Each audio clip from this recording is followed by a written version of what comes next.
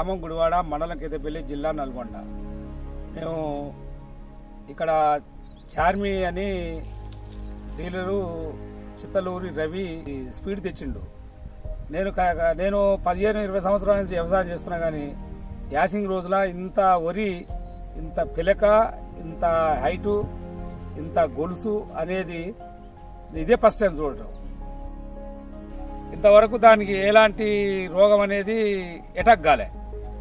కానీ నాకే డౌట్ వస్తుంది, ఇది వరి ఇంత మంచిగా ఉంది, అసలు ఏంది ఇది అని నాకు డౌట్ వస్తుంది అన్నట్టు. అది అంత వరి అంత మంచిగా ఉంది, గట్టినే వరి చేను అయ్యే వరకు కూడా అదే రకంగా ఉంటే మాత్రం మన ఎకరం 6.5-7 చొప్పున తేలే అవకాశాలు ఉన్నాయి. పంట మంచిగా ఉంది. చార్మి మరి ఆ కంపెనీ వాళ్ళకు కూడా ధన్యవాదాలు.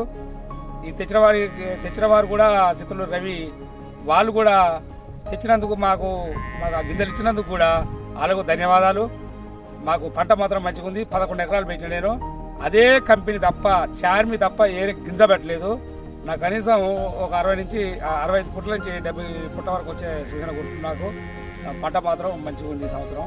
దానికి నాటు మంచిగా వేసుకొని మంచిగా సరఫరా చేసుకుంటే దాని మించిన వరి లేదంటూ నాకు ఇప్పటివరకు అయితే మంచిగా అనిపిస్తుంది. చుట్టుపక్కల కూడా వ్యవసాయదారులు కూడా రోజు నుంచి మాది బాట మీద ఉంది పొలం, వాళ్ళు చూసిపోతుర్రు అసలు ఏమి గింజలు ఏడ తెచ్చినవి, ఎక్కడ తెచ్చినవా అని. వాళ్ళు రోజుకున్న కనీసానికి నాకు 10 మంది 15 మంది నన్ను, మా చుట్టుపక్కల రైతులు ఇట్లా వస్తువులు పోతులు కూడా నన్ను అడగడం జరుగుతుంది.